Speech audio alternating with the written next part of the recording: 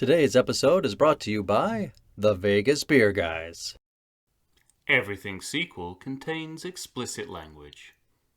And why the fudge not, you melon farmer?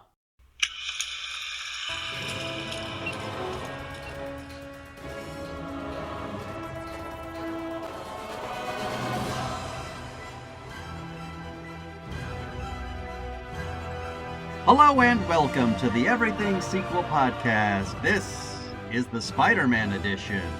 Michael Shantz here of the How Dare You Awards. Joining me, the man spinning his web for me, Tom Stewart of Lunsum Whistle Productions.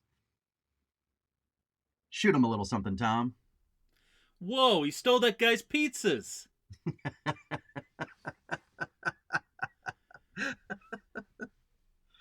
Did you know that guy that was eating the slice of pizza, I think was the writer of Evil Dead 2?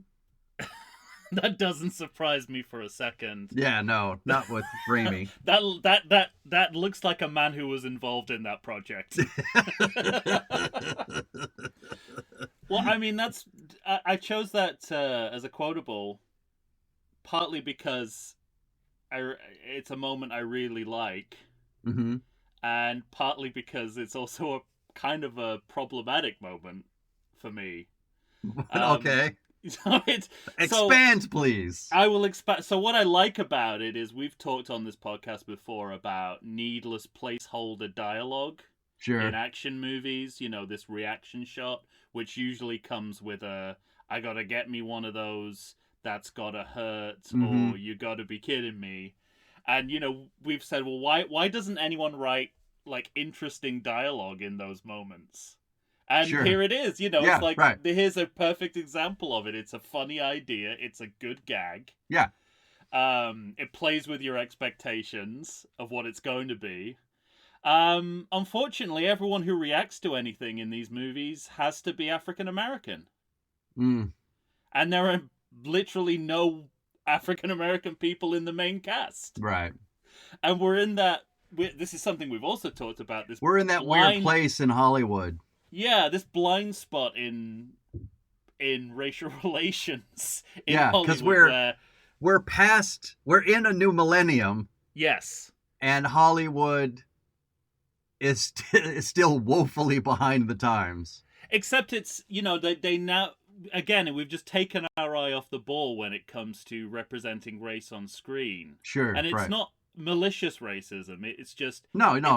I think they actually think they're doing black people a favor by having everyone who reacts to anything be African American. But you know, we're looking back on that from 2022 when, you know, there are big budget Hollywood movies where the cast are majority or all black. Yeah, it's the same idea of and I think you might even still see this today sometimes when you watch a McDonald's commercial and every single person in the McDonald's is African American. Yeah. And it feels like they want to cast African Americans, like you said. They think they're doing them a favor. Yeah. But in retrospect, it feels kind of racist in the sense of, what are you saying? This is all they can afford is McDonald's? Completely. You know, that kind of idea. It's like they're good enough to be. It basically is saying they're good enough to be in the movie, but they have, you know, they only in the under fives. Yeah. Like they can't be main cast members. Bill Nunn is as far as we go. Right. Yes. And you know, by the way, strange relationship with Spider-Man. This kind of never really. It's like he knows, but it's never talked about. Well, I don't remember how much of.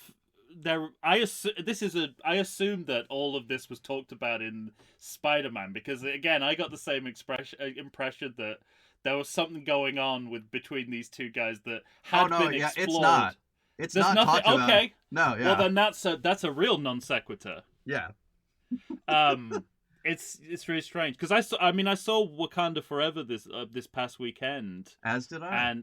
And it's really interesting because a film critic friend of mine on Facebook sort of sent out a post saying, why aren't more people talking about this, you know, that this is basically an all black cast. And I take the opposite view. I kind of like that people are not talking about it. I like the fact that it's been somewhat normalized. Yeah. Okay. And there was an African American guy behind me in the audience, and all he was talking about was how lazy the storytelling was. That's great. And it's interesting. It's like we're at a point now where the diversity isn't even the question. The question on is screen, right? Yeah. It's like okay, this can be done now. Marvel, now do it well. You still have to come up with the goods. Yeah, right. Exactly. Well, and I almost said in my introduction, this Spider-Man edition, I almost chose to say, no, not that Spider-Man. No, not that one either. We're going back. Yeah. And what's interesting to me about this particular series, the Sam Raimi Spider-Man series, is this is the beginning. Is it not? This is the beginning of what films are today.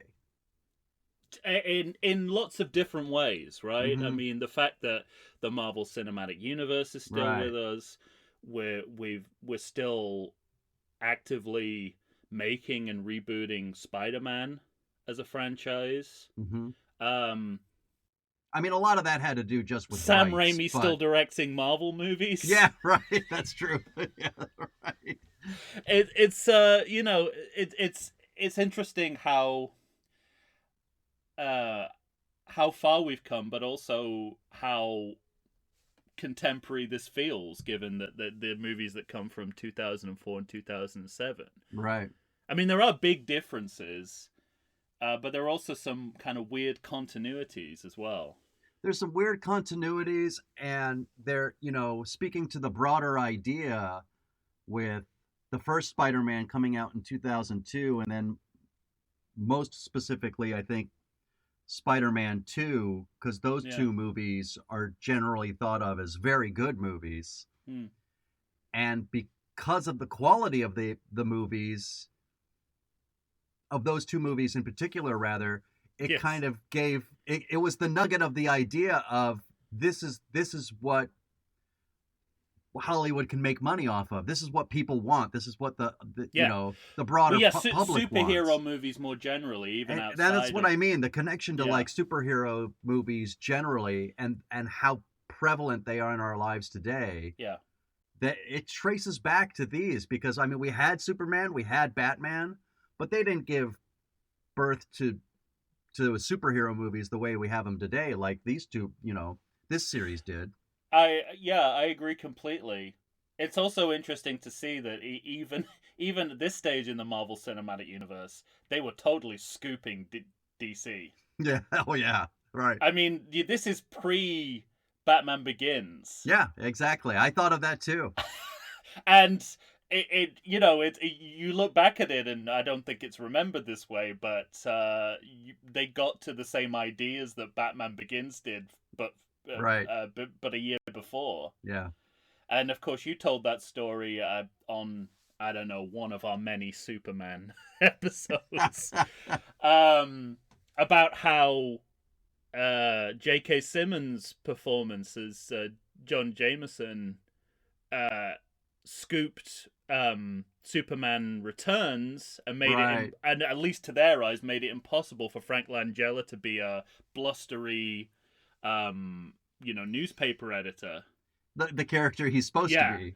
Yeah, exactly. Yeah. Well, that's the thing. I mean, when you think about it in context, it's ridiculous because, of course, Jackie Cooper is the model for that, and so in a sense, Jameson is a callback. Is a callback to that, exactly right. Yeah. But again, that relationship between Marvel and DC still exists to this day. One is still out of step with the advances of the other. Right. And one is a model. One is a model for how to do this kind of movie, and the other one is kind of always is like lagging about 5-6 years in the past. It's interesting. All right. Well, ladies and gentlemen, clearly we're talking about Spider-Man. Spider-Man 2 and Spider-Man 3, we are here to rank and declare for these two movies. Tom, as always, I gotta ask you, how difficult was this for you? Or do you have any interesting insights too? No, I mean, I think. Listen, I think it's fairly self-evident that one of these movies is more interesting, successful, and competent than the other. And that's the greater narrative, even within fandom. Sure. You know. I suppose the interesting insight for me would be that a bigger problem for the lesser film is that not only does it have none of the successes of the original, of its predecessor, sure, it has all of its failures too. Right, yes. So, I don't know if you want to get specific. I can. I mean, you spoke about the greater narrative, so it won't come as any surprise to anyone. Right. I mean, you know, obviously when we're talking about Spider-Man 2 and Spider-Man 3, Spider-Man 2 is well regarded as one of the better sequels ever made. Yeah. I've heard that narrative. I have heard that narrative too. Specifically, I think from Roger Ebert, he said this is one of the greatest sequels. Maybe he also was saying superhero sequels, but he was very impressed by this movie. Yeah, and that's that's definitely something to investigate from our point of view. Because, yeah, and it's funny too because obviously this is the Everything Sequel podcast, so we cut the head off the snake and we don't talk about the first movie. But the one thing I will say, that movie came out in 2002, which is only 2 years before Spider-Man 2 in 2004. And the one thing you get when you watch both movies is a significant jump in how they use CGI, how they use effects. And then a pretty bad jump back. Yeah. Well, but I've talked about this. That groundhog went back into the hole. Yeah, exactly. Because I've talked about this, I think, with you, and certainly with Lady Chu on the How Dare You podcast. Movies in the 2007 to 2012 kind of range there's so many movies, and Spider-Man 3 is clearly one of them, where they want to do something that is just out of the pace of the effects that they're using. That's certainly possible. I mean, I have an alternate theory. I think I'll headline it now, and we can talk about it in depth later. But obviously, Sam Raimi directs both movies. Mm-hmm. But it's a very different Sam Raimi. One, you get the sense he's interested in one of these films, and I had the same note. Very much not in the other. But when Sam Raimi's on his game, he is. But I have that note for everybody in the movie too. Sure. But go ahead. Go ahead. Well, sorry. Well, when Sam Raimi's on his game, he's probably he's probably the foremost director for concealing the artificiality of CGI. Right. And that's what really comes across strongly in Spider-Man 2. That he's just able to distract you from its limitations and also integrate it into the world of a film in a way that I haven't seen many directors of this kind of film achieve. Right. But that requires him to be putting in some efforts. Right. But he can do it, and so I don't know if it's necessarily that the effects get better or worse. I think it may be the means of handling them are either within the grasp of the person. What I mean is, I think they try to do too much. You know I don't understand the aesthetic of of Spider-Man 3 on a number of levels. Yeah. Okay. So that also, I mean, but that's how I feel. But CGI is a kind of flagship for those problems. Yeah. And Marvel superhero movies as a whole have descended into what I would call CGI sky fighting, right? No matter how interesting the premise is at the beginning of the film or TV series, you know it's all going to end up with CGI sky fighting in the end. And like, so, but the you difference... have that sort of lingering feeling that this is how it's going to end up. Even WandaVision, somehow, one of the most experimental TV shows of all time, ends up with sky fighting. CGI sky fighting. So... But what's interesting to me is that they choose that over the choices they made in Spider-Man 2, which was to give real vertigo. Because they didn't necessarily have that in that first Spider-Man. So fights are happening on the sides of buildings, where you're looking down the side of the building. Yeah. On top of trains, in which you're looking over and around in a way that's so clearly much more interesting than just the CGI sky fighting. And that's what I was speaking to more specifically. Those are the choices that they go to in 3, where they think that they are showing something in camera with no cuts, where Spider-Man and Hobgoblin are fighting around each other. But is he really called Hobgoblin? Yeah, I think it's supposed to be. Okay. I don't know. Hobgoblin Goblin Jr.? Yeah. Okay. Yeah. All right. That's what I've always... I'm not contradicting you. It just sounds... I admit it sounds silly. I could be completely wrong, but that's what I remember from the comics that I never read. I bet you're right. It just sounds my silly. overall point was they are trying to keep there are moments in that movie where they're trying to keep everything in camera because they think that that's going to be the next leap forward and look really cool, and it comes across as artificial in a way that is deeply unsatisfying. Yeah, and there's no...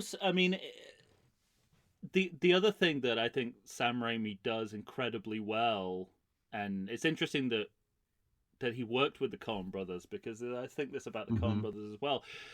No matter how stylized their films are, you always get a sense of the visceral in their filmmaking. And you see that again and again in Spider-Man 2, no matter how much CGI there is on screen. It always has a visceral impact in some way or the other. And Spider-Man 3 has absolutely none of that. Yeah. Which, again, I'm not exactly sure why. Maybe it's a combination of reasons, but it just doesn't seem like the same director. I agree, and what's funny about that movie is because it's Sam Raimi, I went into that movie thinking it couldn't possibly be bad.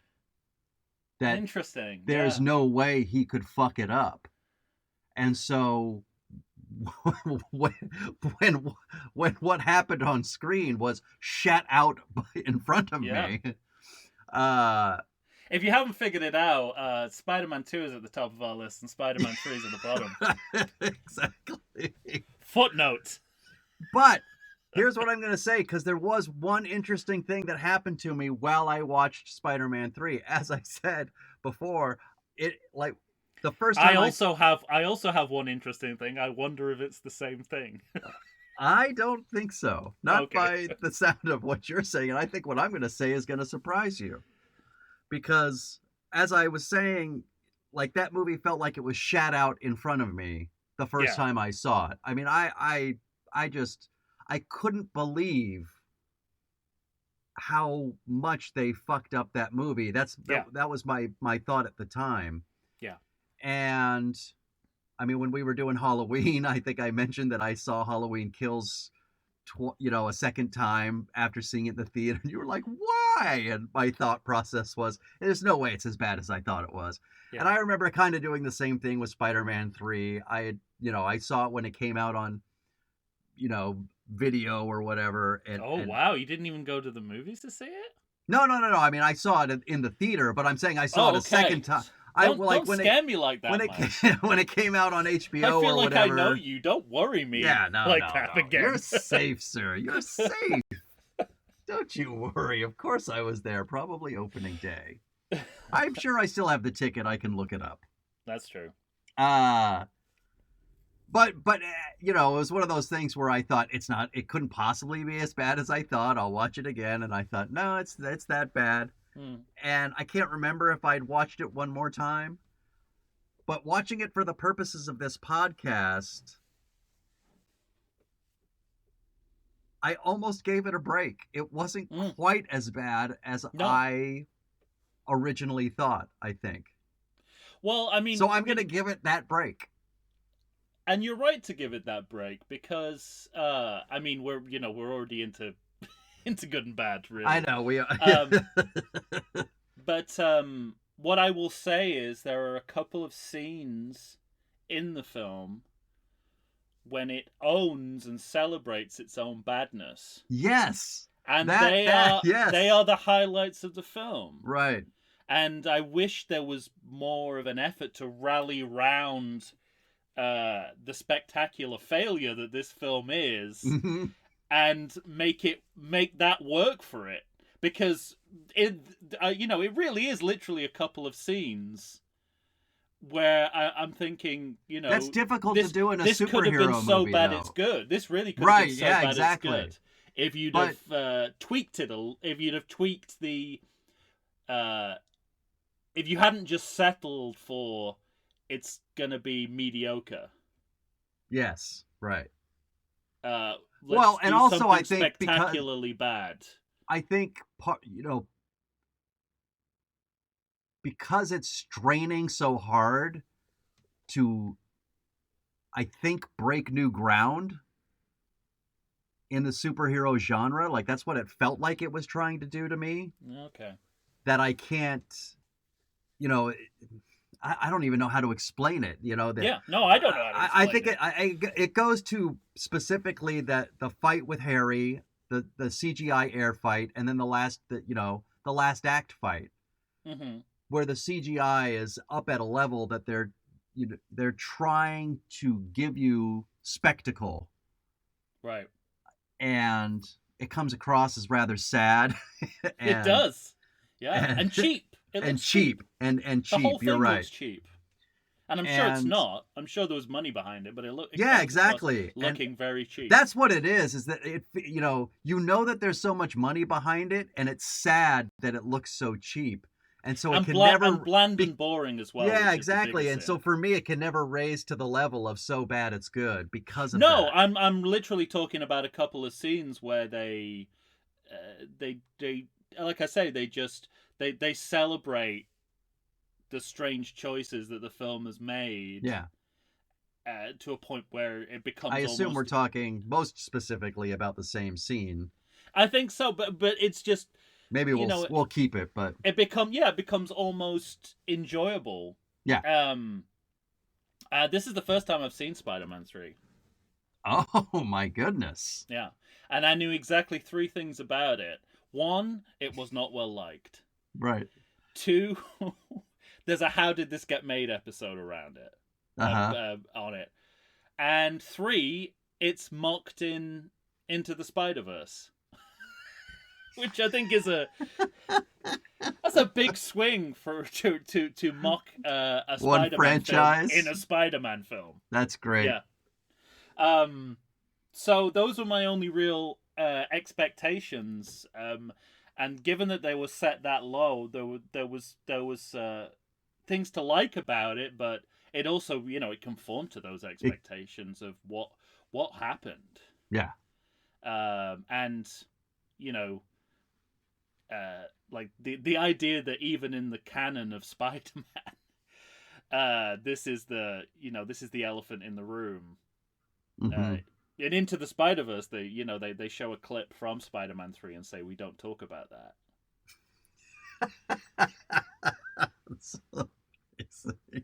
It's brutal, right? I mean, that's what that's up there with my favorite. Into the Spider-Verse is up there with my favorite Marvel and Spider-Man movies, but that's that's a gut cold. punch. That's cold. Yeah, exactly.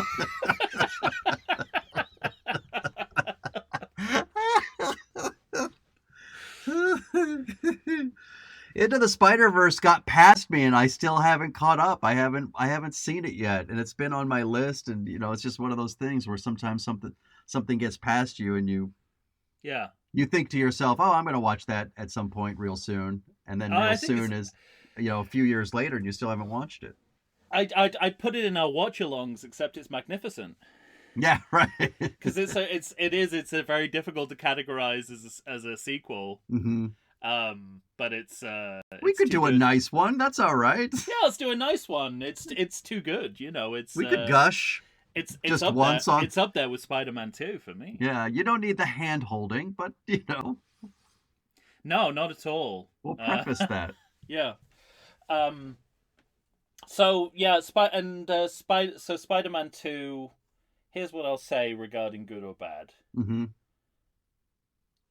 You talked about the greater narrative of one is better than the other. There's also the narrative of the Roger Ebert narrative of this is one of the best sequels ever made. There's a lot to recommend it. But you don't go that far, though. I think there are too many imperfections that immediately disqualify it from being talked about in those terms. And what are we talking about? Script or effects or acting or I think there's a lot to admire about this movie, but I think I now have to concede that there are also significant problems in pacing, storytelling, and representation that cannot be ignored. So I think it's a good movie, but I don't think it's a great movie. Okay. And I certainly don't think it deserves to be talked about with The Empire Strikes Back or Godfather Part 2. No, yeah. Definitely not. I'm with you on that. I think it's a little higher for me. I go as far as very good. Mm-hmm. There are aspects of it that are very good. Yeah, and there are aspects of it that are great, I think. But that has more to do with, again, how they kind of handle the fight scenes. There are, I think there are moments that I think are truly, truly great. I was going to say even, it's funny because it's such a Sam Raimi scene when they're trying to cut off those tentacles. And yeah, I mean, there is. It is, it's an auteur film. Yeah. You see. Yeah, I was going to say something. I think I'll keep it though. But... Well, yeah, you see the Sam Raimi of Evil Dead. Yeah, totally. All over this movie but in a way that, and I guess this is why it's so revered. Not including his actors, but yeah, in a way that doesn't interfere with the pleasures of the movie. Yeah, and it's interesting. I mean, there's a foreshadow to Doctor Strange even in Spider-Man 2. Mm-hmm. And most recently he directed. They were together. Yes, Doctor Strange in the Multiverse of Madness. Is that what that film's called? It is. It is indeed. So it's interesting to compare those two and sort of see, this it's like there's lots of exciting visual things in both movies, but one movie has a story, one doesn't. Yeah, right. One movie has a story and characters, and it's sort of like, it made me think, well, the least you can do with Sam Raimi is give him stories and characters worth a damn. Yeah. Because look at what because you know what he could do with it. And it basically invented your entire company. It kind of set the bar high for your company's reputation. So, well, and it's interesting you say that because, I mean, we're going to get into this more deeply when we talk about each movie individually. Yeah. But there's a writer, is it Michael Chabon? Yeah, Michael Chabon. Chabon. I've heard both, but I think it's Chabon, yes. Well, yes, I have many notes about that man. Okay. So one of my notes was that before he got involved in the script for Spider-Man 2, Spider-Man 2 was going to involve like Doc Ock, Black Cat, the Lizard, and Harry as the new Green Goblin. Yeah. And he said, "Stop all that shit. Just make it Doc Ock." Yeah. Clearly a note that they did not take for Spider-Man 3. No, it's like WWF at the end, right? Yeah, I mean it's and it's not just that, but it's all of a sudden Gwen is involved, and so we're adding, like, that movie is so stuffed to the gills, I can't figure out when Act 1 ends. Because technically the symbiote does not take over Spider-Man until an hour into the movie. But here's an interesting thought. Which direction have Marvel movies gone in? Yeah, right. I mean, there are Spider-Man movies now that refuse to address that Spider-Man 3 even happened, but you look at Doctor Strange and you're like, this is just 2 hours of Marvel IP. Yeah, right. Right. And that's what Spider-Man 3 is leaning towards. It's like, how many Marvel properties can we get into one movie? Mm-hmm. And you could say that probably about, every Marvel movie for the past 2 or 3 years is like stuffed to the gills with as much from the canon as you can get into it. That's true. Often and almost always at the expense of story and clear narrative. So it's interesting that there's the divergence. I think that was an extremely good choice to just have one villain. Well, we've talked about this. Yeah. We've talked about this before, and I'll still contend. I think it's so interesting. I think Batman Returns did a disservice to all superhero movies. Yeah. In perpetuity by doing something successfully that no other movie has done since, which was by having 3 villains. By having 3 villains, exactly. Yeah, even the following 2 Batman movies, as we discussed. Right. So, it's just funny that a clear, at least in our minds, if you go back and listen to the Batman Returns episode, we kind of gushed over it. Definitely, yeah. And a movie that, for me, just was so clearly successful at being able to combine multiple story arcs in a way that was interesting and felt complete, that other movies just cannot in any way, shape, or form do. And I think as well, I mean, in both these movies, speaking to your point, both these movies are heavily influenced by, the traditional superhero movie. Superman 2 a lot. And there's a lot of the Christopher Reeve Superman sequels in both movies.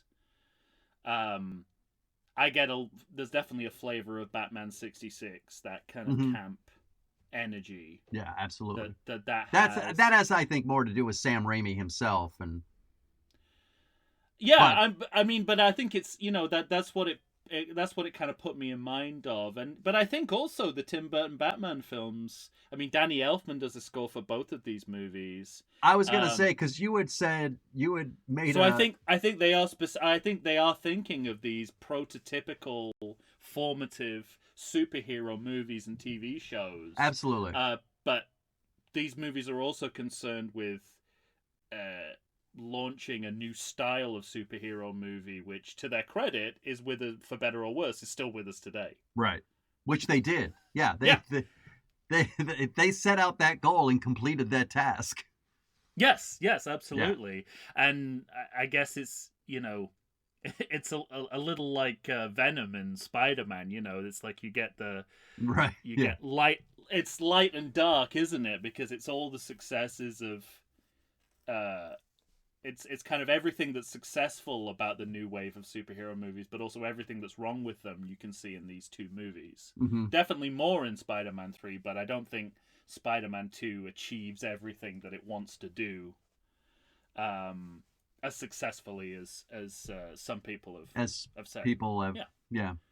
Um, It's interesting what you were saying about Danny Elfman and the music and the connection between Batman and this, because in our last series, when you were talking about John Williams, you were saying he basically completed one score and then used that score in different variations over and over again. Split it up into 27 films, yeah. And it's really interesting listening to the score of Spider-Man and how reminiscent it is of the Tim Burton Batmans.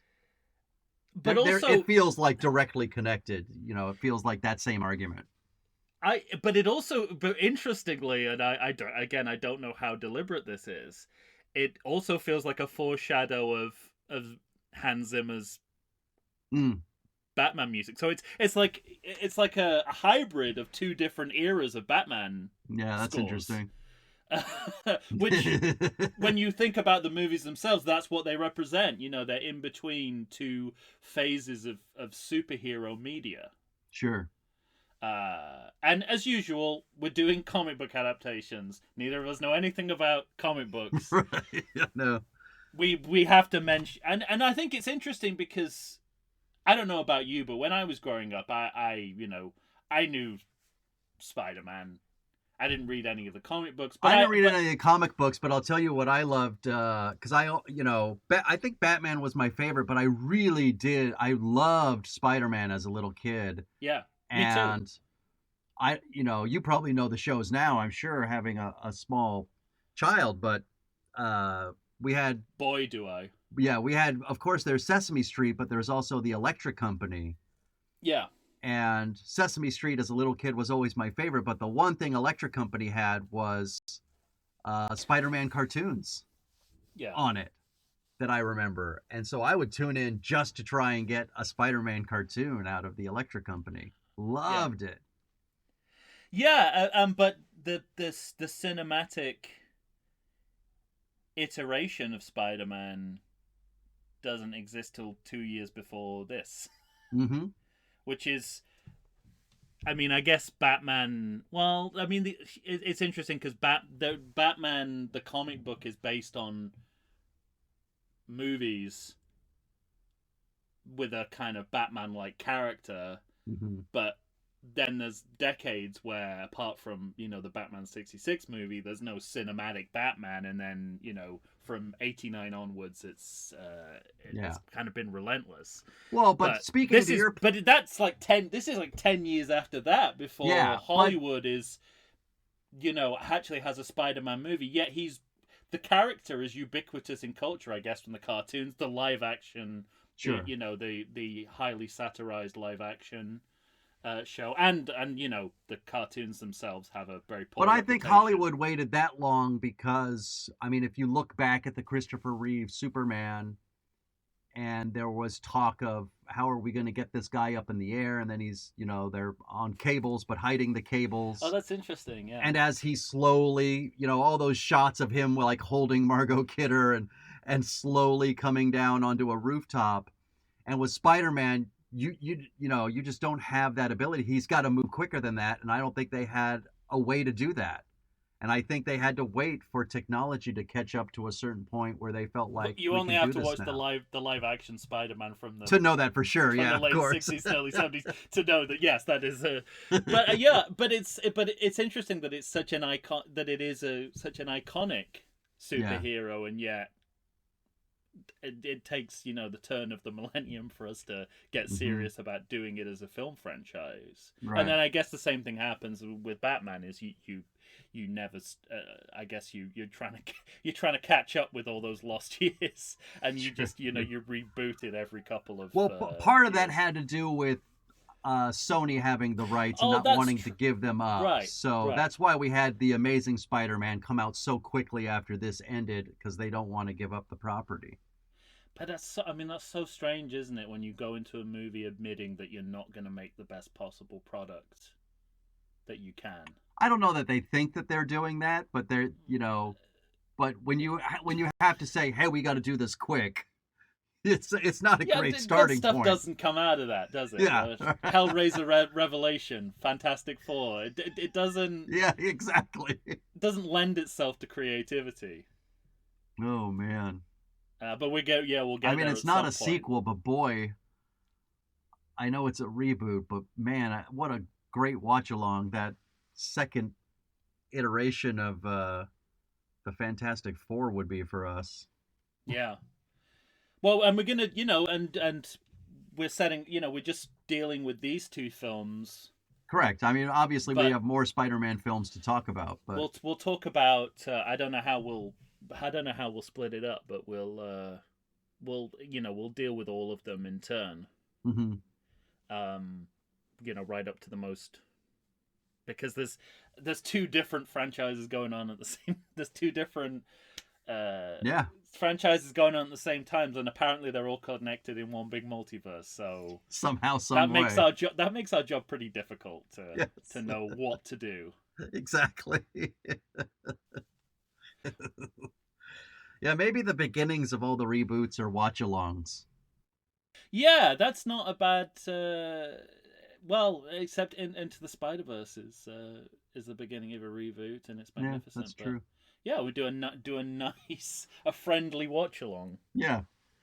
So I mean, these are fascinating films for a number of reasons. Yeah, it's funny that it's also rare that we get like such a good, at least in theory, and such a bad sequel side to side with everybody still involved too. I mean, same director, we're really bringing the band back together, and so to have such a high and then such a low, that's kind of uncommon. It really is. Yeah, and it's interesting just to think hard to pin down what went wrong. Spider-Man came out in 2002, so we're literally smack dab in 20 years later. And just think of all the IP that has kind of born out of that one Spider-Man movie. I mean, where movies are right now. Yeah. Like these two sequels are the beginning of what we're steeped in. Yeah. And there's such a, I'm not going to call it a rich history, but there's such a recent block of history. Yeah. That are born out of these two movies that may, certainly will make them interesting to talk about. And until we actively boycott it, it's never going to stop. Yeah, exactly. No matter what Martin Scorsese says.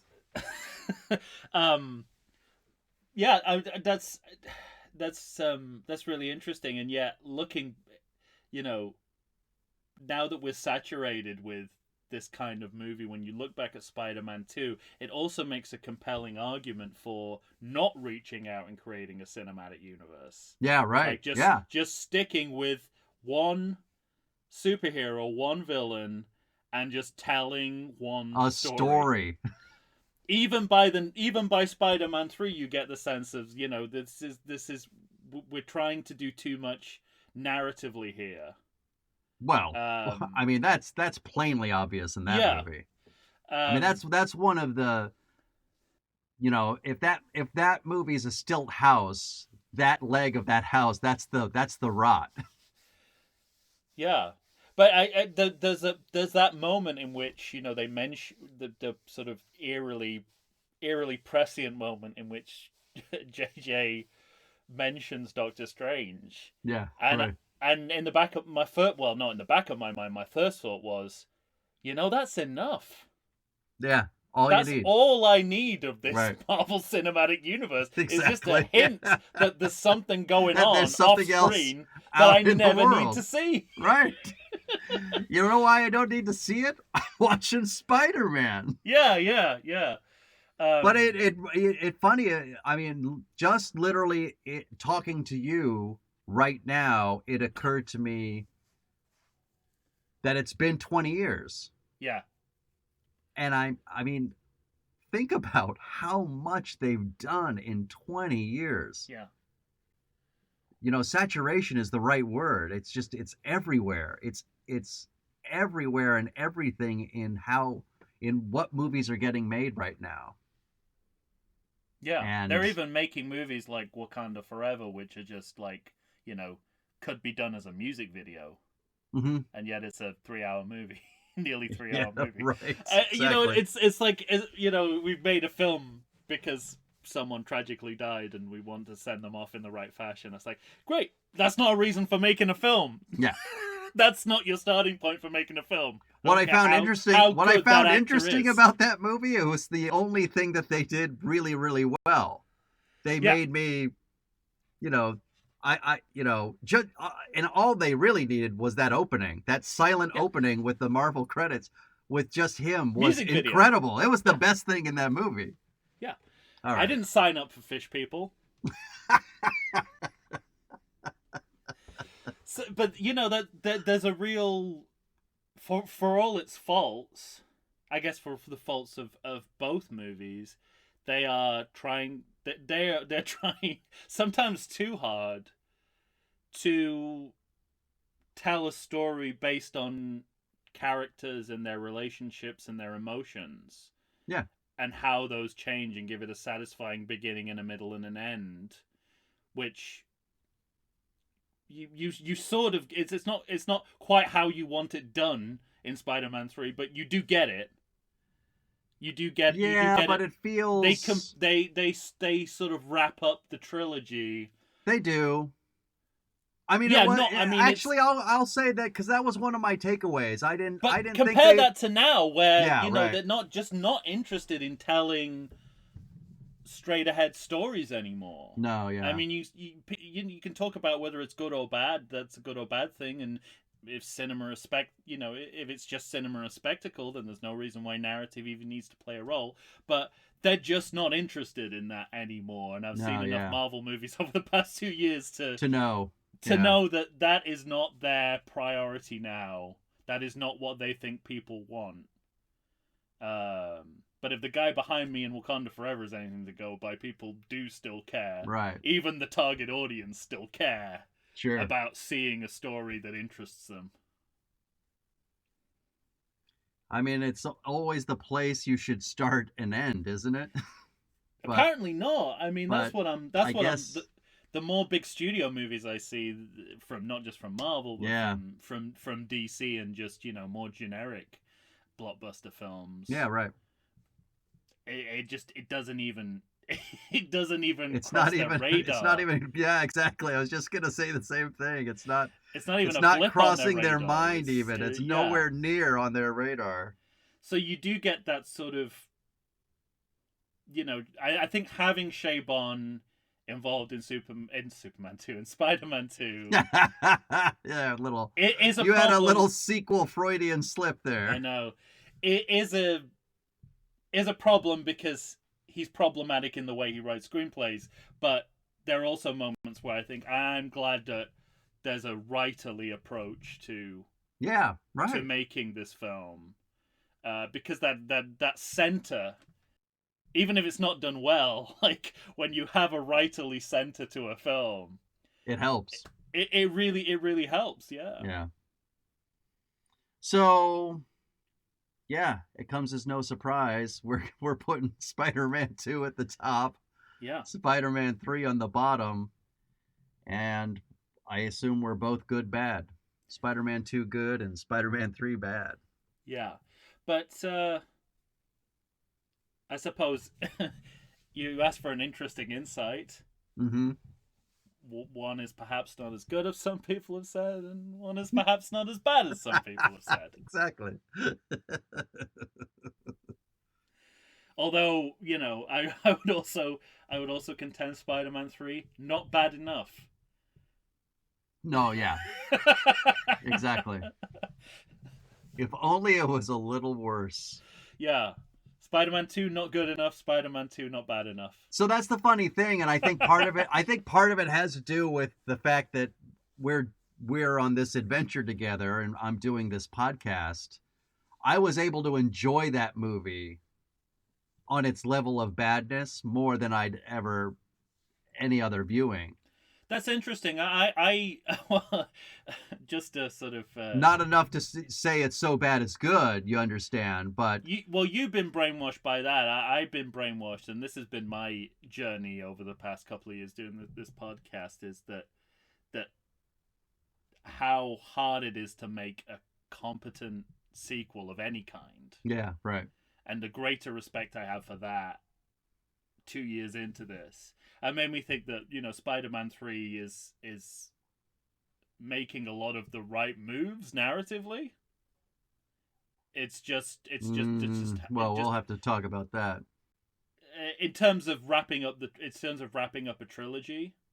See, but that's the thing. It was not intended to be a wrap up of a trilogy. He wanted to do. Raimi wanted to do. Oh, come on! They were done before they even started. He wanted to do 4, 5, and 6. Okay, all right. Well, it's maybe that's just me trying to salvage the good in the film, but I think it's I kept thinking of Superman 3, which is a movie I admire more than the rest of the world.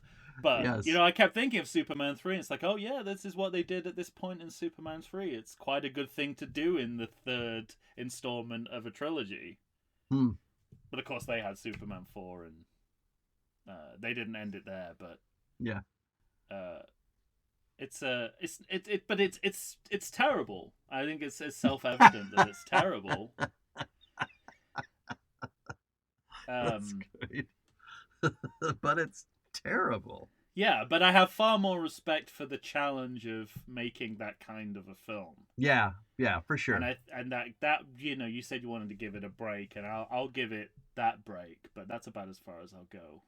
All right. But well, we'll talk more. Yeah. All right. Anything left for you? No. Let's get into. Let's start talking Spider-Man 2. Let's talk about. Let me tell you what I like most. Web impotence. Yeah, let me tell you what I like most about these sequels: a 2 and a 3. I knew that was going to come up at some point. That's it. It's fucking great. That's my old man. That's my old man yelling at Cloud. Again, again, a lesson that future Marvel movies have not learned. Nope. A 2 there's no numbers and a fucking left 3. There's no numbers left in the Marvel Cinematic Universe, is there? Nah. Yeah. I mean, that's an accurate representation of how those movies relate to each other. Sure. They're like their own footnotes and asterisks, right? Right. Yeah.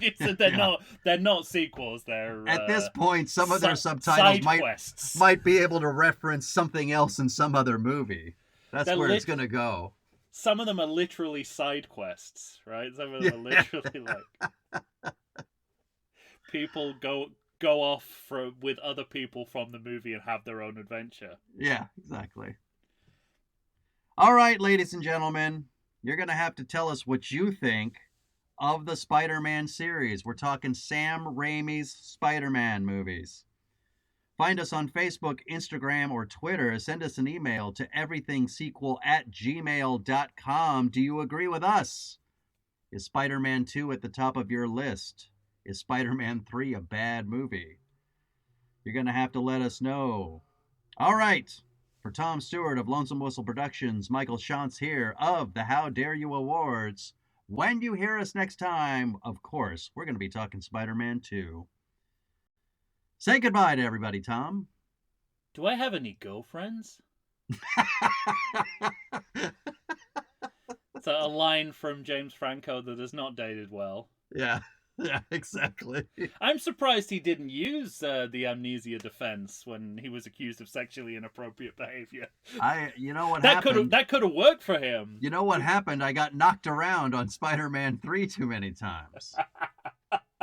Or maybe he could have just used Spider-Man 3 as a mitigating circumstance.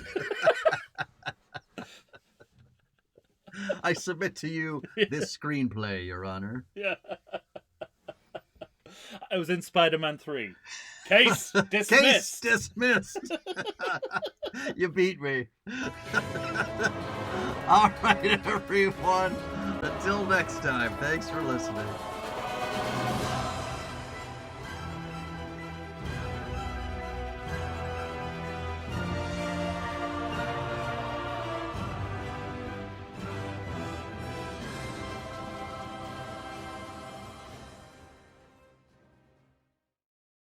I like to think I know something about beer. But nowadays, even I get overwhelmed when confronted by the exhaustive selection of craft beers they have at bars, breweries, and even grocery stores.